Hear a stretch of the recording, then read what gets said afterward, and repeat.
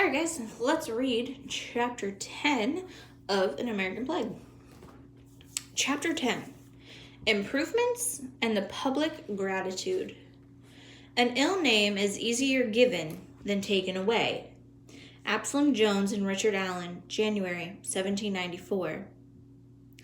January 8th, 1794.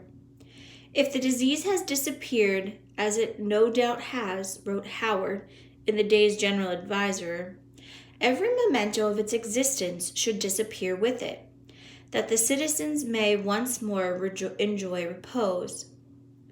No doubt some people agreed with Howard. The danger was gone, they said, so let's forget about it completely and get back to business and life as it was before yellow fever's visit.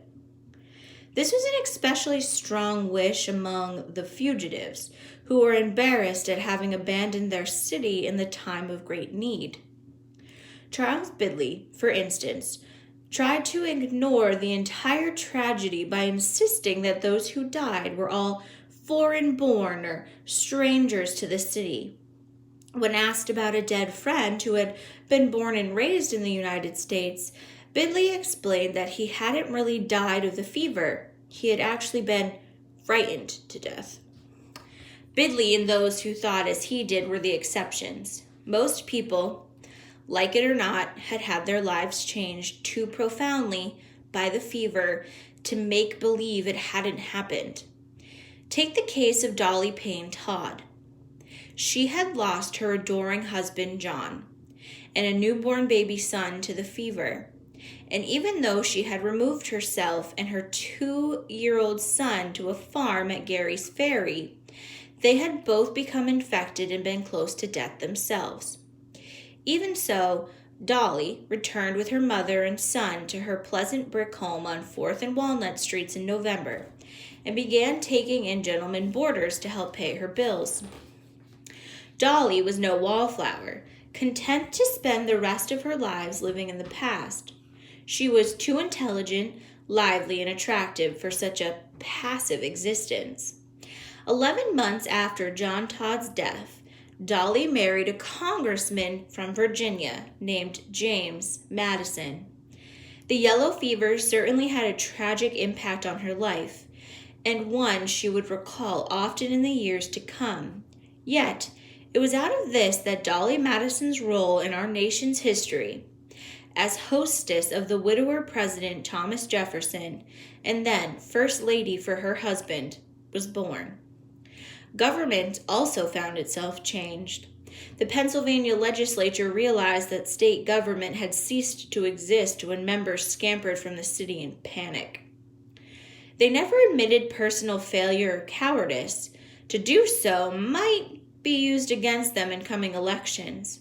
Instead, they factored flight into the structure of the state government, in the event that yellow fever or any other natural disaster might rout them again. They gave the governor special authority to make laws and spend money until the crisis ended. The national government learned something because of the yellow fever epidemic as well. The states had worried so much about a future autocratic president that the federal government had inadvertently created a constitutional crisis for the one currently in office. To avoid repeating such an awkward and embarrassing situation, Congress passed a law giving the president power to call it into session outside of the nation's capital whenever a grave hazard to life and health existed. Changes also came to the city because of the fever. While no one knew what caused yellow fever, the doctors agreed that foul smells were not healthy and might promote disease. Therefore, efforts were made to keep the markets and streets free of offensive-smelling matter, and the laws holding homeowners responsible for cleaning up their property were strengthened. At first, these laws were rather weak and generally ignored by all. But as the 19th century went along, and the link between filth and disease became more apparent, public health codes were strengthened and enforced. That the poorer areas of Philadelphia, those mean, narrow alleyways with their run-down, airless houses, had suffered the worst did not escape attention. However, no municipal works project, such as putting in a sewer system to eliminate the polluted sinks, were initiated to change the wretched conditions. There was no money whatsoever in the city's budget for such costly endeavors. Plus, no desire to undertake them. Holding down city expenditures were deemed more important at the time than public health. Instead, when the fever rampaged through Philadelphia in summers to come, vast tent encampments were erected for the poor by the Schuylkill River and in the northern liberties.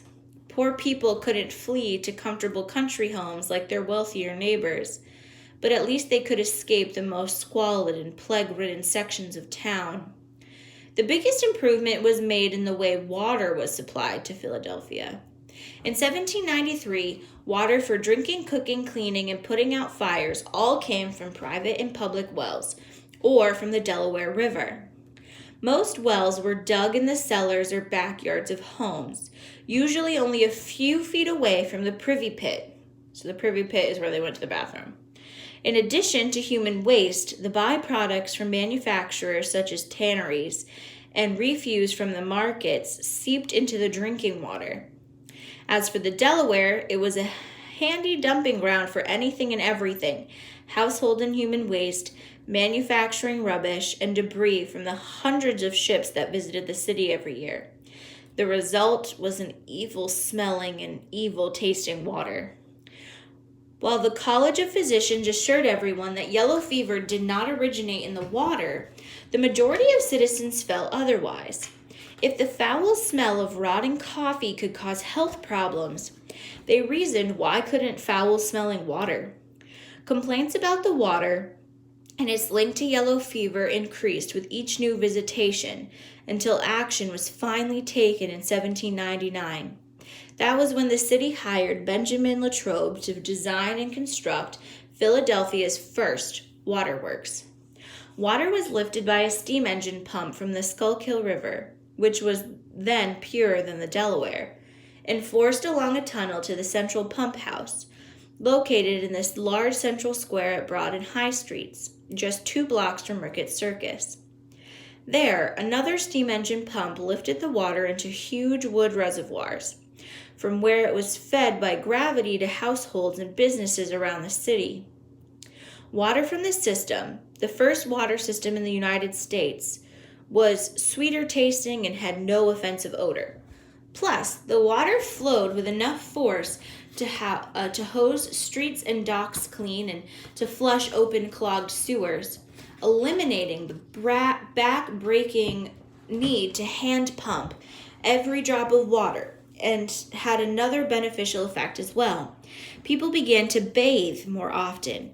Elizabeth Drinker took a bath in 1799, a full 28 years after her previous bath. Even President Washington learned a valuable lesson as a result of his encounter with yellow fever. The president had enjoyed his stay at David Deschel's comfortable, rambling home in Germantown during the autumn of 1793. When yellow fever returned to Philadelphia the next summer, Washington wasted no time in removing Martha, himself, and the rest of the household, along with his official papers, to the safe location again. This became the nation's first summer White House, and presidents ever since have followed the tradition by establishing their own warm weather residences. As for Washington's French problem, the fever had an impact on it as well. Jeanette had fled Philadelphia and its epidemic for Manhattan in September, but the passion surrounding him and the Neutrality Act seemed to have died along the way. His reception in Manhattan was tepid. Meanwhile, his supporters in Philadelphia had their minds on survival, not politics. In time, the French government, prompted by complaints from the United States, replaced Jeanette with a new minister, who brought along orders for Jeanette's arrest. The tensions between the United States and France would linger for years, but the immediate crisis ended. Years later, John Adams would recall the street riots outside George Washington's residence. The coolest and the firmest minds have given their opinion to me that nothing but the yellow fever could save the United States from a total revolution of government. No, the memory of yellow fever wouldn't disappear as easily as Howard demanded. Besides, some people wouldn't let it fade from their memory. The doctors, for instance, were still disputing. One of the first things Governor Mifflin did when he returned in late October was to ask the College of Physicians to write a report concerning the cause of the disease. As requested, the college assembled, but the veneer of mutual respect and consideration had worn very thin. Physicians had been forced to take sides during the fever when the squabbles hit the newspapers. They came to the meeting with their opinions fixed. Instead of a careful discussion of the disease, the physicians bickered and fought. The doctors, holding that the fever had been imported, won out simply because there were more of them. To the delight of Governor Mifflin and Philadelphia businessmen, the college declared, "No instance has ever occurred of the disease called yellow fever having originated in this city or any other parts of the United States." Rush was incensed at what he viewed as flawed medical logic and professional jealousy, and promptly resigned from the College of Physicians. One of the few doctors who had not quarreled with Rush tried to persuade him to reconsider. "Oh, my friend," wrote Dr. Samuel Griffiths, "search and see if our resentments are to make us quit places where we can be eminently useful." But Rush's mind was made up, and everyone knew what that meant. He would not back down. In fact, he was seriously thinking of leaving Philadelphia and the practice of medicine altogether. "The envy and hatred of my brethren has lately risen to rage," explained Rush. "They blush at their mistakes, they feel for their murders, and instead of asking for forgiveness of the public for them, vent all their guilty shame and madness upon the man who convicted them of both." In the end, Rush stayed in the city and reestablished a strong medical practice, though he never attended another gathering at the college. But the controversy persisted. Many doctors took up to the pen in order to write about their experiences during the plague, as well as to argue in support of whichever treatment they favored. And so, from the pages of the newspaper to the pages of the books, the accusations of name-calling raged on. Actually, the writing began long before the deadly fever disappeared. Dr. William Curie's 64-page A Description of the Malignant Infectious Fever Prevailing at Present in Philadelphia appeared at the beginning of September, when the fever was confined to a few streets and alleys. It was the first book on Philadelphia's plague, and while Curie did not call it yellow fever, his description of the fever symptoms is detailed and accurate. Other physicians followed Curie's lead, with David Nassy, Jean DeVise, Isaac Cathrall, Nathan Potter, and of course Benjamin Rush publishing books in the weeks and years to come. The entire controversy re-erupted whenever yellow fever appeared again in the city, as it did in 1794, 1796, 1797, and 1798. Rush bled and purged aggressively and argued for his cure each time. Other doctors hotly argued against it and him. In 1979, Rush's opponents were joined by a new and highly virulent voice, that of journalist William Cobbett. Cobbett was an Englishman who had been driven from his homeland because of his attacks on corruption in the English army. He despised those American colonies who had fought against his England, yet he still chose to settle in Philadelphia, where he was set up as a royalist newspaper, the Porcupine's Gazette. Cobbett had hated Rush because of Rush's prominent connection to the Revolution and his belief in representative government. He is long, very long, but seldomously employed in scuffling.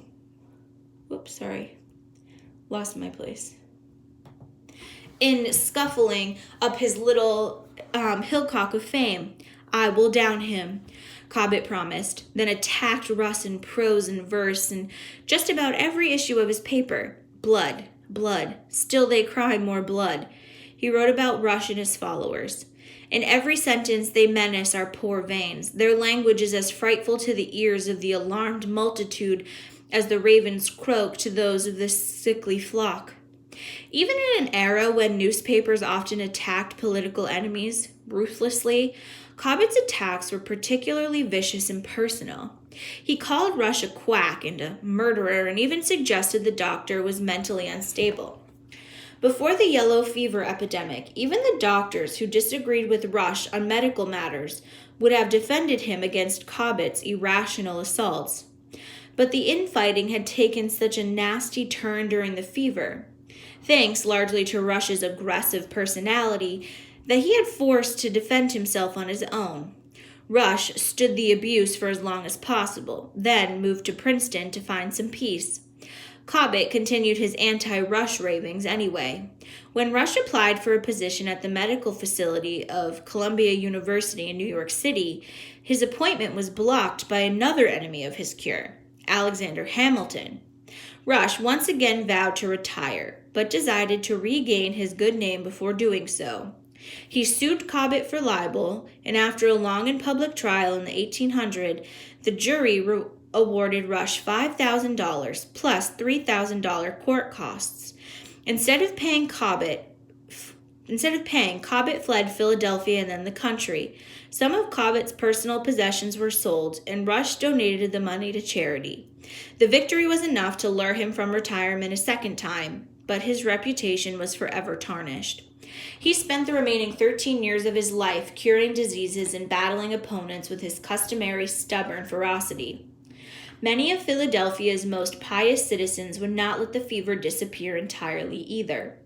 This group included Ethelyn Winchester, Samuel Stearns, and the Reverend J. Henry C. Holmeth. The terrible visitation, they argued, had been a warning from the Almighty to mend the city's spiritual ways. Samuel Stearns summed up their feelings in a bit of an awkward verse. This mortal plague at thy command, and thou hereby hast humbled sinful man. Essentially saying that this came because God needs people to repent for what they've been doing. These spiritual guardians were shocked when people in Philadelphia ignored the obvious lessons and began living as they had before the visitation. How soon after were the playhouses opened and other scenes of amusement? Winchester noted with disgust, adding a warning, I tell you, except ye repent, ye shall all likewise perish. Numerous citizens agreed with such alarming views, but certainly not a majority of the people. Most knew in their hearts that they would never completely forget the terrible weeks when illness had taken hold of their city and killed friends and family members. But they weren't about to blame themselves for the tragedy. What happened to the heroes of the epidemic? Those on the committee received due praise for their returning council members and from the state legislature, but voices of criticism were also heard. In December, anonymous letter writers to the Federal Gazette condemned the committee members for seizing power so arrogantly. The bulk of them, one critic said despairingly, are scarcely known beyond the smoke of their own chimneys. The committee counted up the money it had spent and subtracted the many donations that had come in from cities like New York, Baltimore, and Boston. It had spent $3,245.12, more than it had taken in. This deficit remained the personal responsibility of the members of the committee, with chairmaker John Lenchworth required to pay a little over £1, which was a substantial sum at the time, as his share. Most likely, the few wealthier members of the committee, such as Matthew Clarkson, Stephen Girard, Israel, shouldered the greatest part of the debt.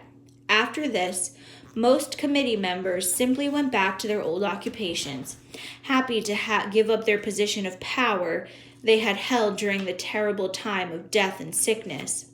Israel did not choose to step aside and let the workings of the city government continue as usual. He ran for the Pennsylvania state legislature 3 times, 1793, 1795, and 1797. Each time his campaign stressed his commitment to the poor and the fact that the government in Philadelphia was controlled by a wealthy few who tended to disregard the welfare of its fortunate citizens. Hire more scavengers to clean up the tiny and forgotten alleys, he recommended. Pave the streets and put in sewers to drain off excess water. Israel lost in his first two bids, but the vote for the third election happened during the 1979-97 reoccurrence of the yellow fever. When most well-to-do citizens had left the city, Israel won that election by a slim margin of 38 votes. His opponent, Benjamin R. Morgan, denounced the results, saying the fever had driven respectable inhabitants out of town. Morgan petitioned the state senate, arguing that Israel's election was illegal because people from the two poorest sections of town had been allowed to vote without proving they had taken an oath of allegiance.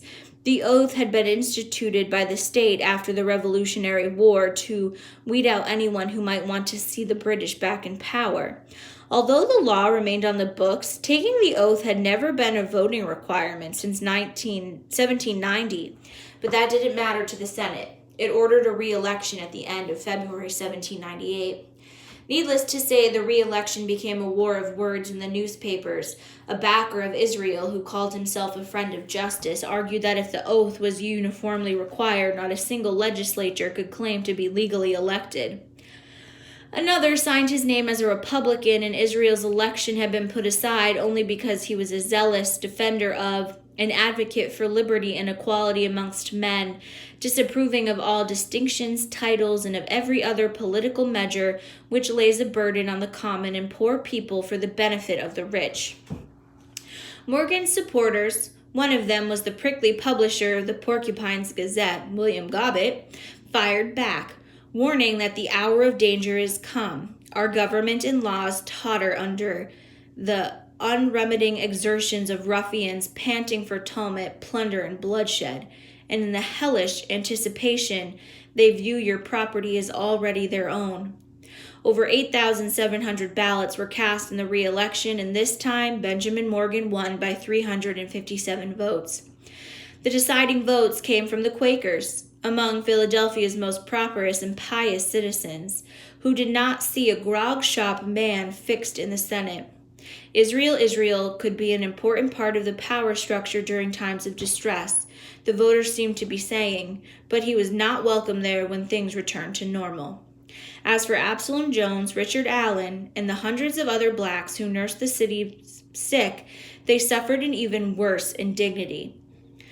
On November 13, 1793, just a few days after President Washington's early morning ride, publisher Matthew Carey issued what would become a best-selling book, a short account of the malignant fever, lately prevalent in Philadelphia. The first edition sold out in 9 days, and Carey ran off a second. 7 days later, he printed a third. More editions would follow. Carey kept the type in place and ready to go, so it was fairly easy for him to make corrections and to add what he referred to as improvements. One of the most popular improvements was necrology, a list of the names of dead which began appearing in the third edition. Readers loved Carey's book. In style was lively and direct. He presented the fever in all its hideousness and did not spare any details. He began by making readers face their terrible illness. About the same time this destroying surge, this malignant fever, crept among us. Then he let readers relive the mass flight from the city, see the closed shops and empty streets, and meet suffering fever victims and those who barely stayed to help them.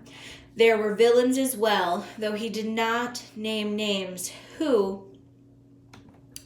without horror, can reflect on a husband deserting his wife in the last agony, a wife unfeelingly abandoned by her husband on his deathbed, parents forsaking their only children, children ungratefully flying from their parents, masters hurrying off from faithful servants to Bush Hill, even on suspicion of fever, servants abandoning tender and humane masters. Such generations offended very few readers. They did not recognize themselves or family members in these scenes, and because Carey took a rather gentle approach to the fugitives, he pointedly referred to them as friends and openly welcomed them back. He ensured that this sizable, book-loving segment of the population would not feel uncomfortable reading his text. Yet, despite such a careful approach, Carey did not go out of his way to vilify one segment of the population, the black volunteers. At one point in his account, he spoke about the Free African Society offering to procure nurses for the sick under the direction of Jones, Allen, and Gray. Then, without describing the daunting task faced by black nurses or praising them for acting fearlessly when everyone else had fled in terror, he attacked them. The great demand for nurses offered an opportunity for imposition, Carey stated, which was eagerly seized by some of the vilest of the black. They extorted $2, $3, $4, even $5 for attendance, which would have been well paid by a single dollar. Some of them even detected in plundering the houses of the sick. Carey ended this paragraph on a note of restraint, admitting that it would be wrong to call a censure on the whole for this sort of conduct, because the services of Jones, Allen, and Gray, and the other of their color, have been great and demand public gratitude.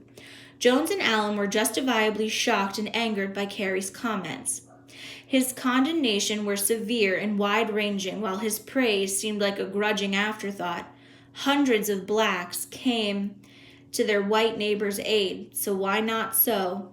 And why didn't Carey praise blacks with the same ringing prose he used to praise the committee of which Carey was a member?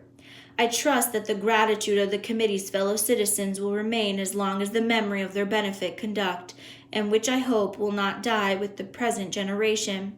Jones and Allen answered Carey with a book of their own, publishing in January 1794, a narrative of the proceedings of the black people during the late awful calamity in Philadelphia in the year 1793, and a refutation of some censures thrown up then in some late publications. The narrative is not just a first-hand account of what the free black community in Philadelphia did for the sick and dying of the city. It was the very first document published in the United States in which leaders of the black community confronted an accuser directly and attempted to articulate the depth of their anger. It is a remarkable essay, tightly argued and organized, passionate and unrelenting. It begins by describing how blacks were asked to become involved in the crisis, detailing in dramatic fashion what they did. It then goes on to address and counter every negative statement and implication made by Carey. The charge of extortion and gouging the sick for money was particularly painful to the two leaders. Here they pointedly reminded Carey that those accusations had first surfaced in September. They had been answered to everyone's satisfaction.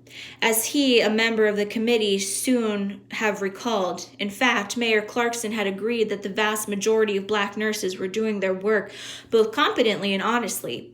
That some extravagant prices were paid, we admit, wrote Jones and Allen, but how come they be demanded?